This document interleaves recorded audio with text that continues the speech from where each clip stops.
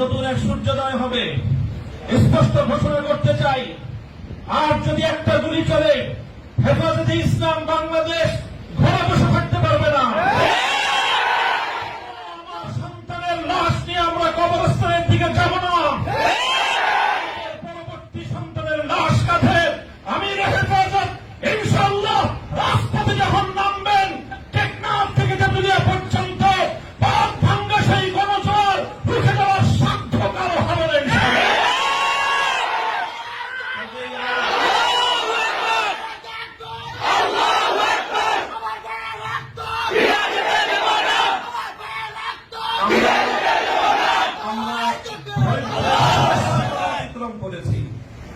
পরিস্থিতি এভাবেই যদি চলতে থাকে, আর যদি আমাদের দেশের জনগণের নিরাপত্তার দায়িত্বে নিয়োজিত আইন শৃঙ্খলা রক্ষাকারী বাহিনী বুলেট যদি আর বন্দুকের নল থেকে আরেকটি বুলেট ছুড়ে, তাহলে বাংলাদেশের পরবর্তী গণ অভ্যুত্থান অবশ্যম্ভাবী হবে। সে অভ্যুত্থান রুখে দিতে কেউ পারবে না।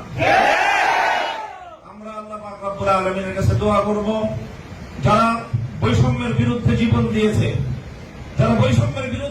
দিয়েছে, অত্যাচারীর হাতে যাদের প্রাণ গিয়েছে, তারা নিঃসন্দেহে শাহাদাত বরণ করেছে।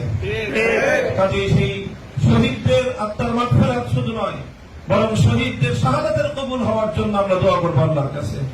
এবং সেই শহীদদের উসিলায় আল্লাহ যেন আমাদের আগামী প্রজন্মকে এভাবে সকল বৈষম্য, জুলুম, অবিচার, অন্যায়ের বিরুদ্ধে রুখে দেওয়ার এক অদম্য সাহস যেন আল্লাহ পরবর্তী প্রজন্মের বুকে বুকে দান করেন, সেই দোয়া ইনশাআল্লাহ আমরা করবো। আখিরু দাওয়ানা আলহামদুলিল্লাহি রাব্বিল আলামিন।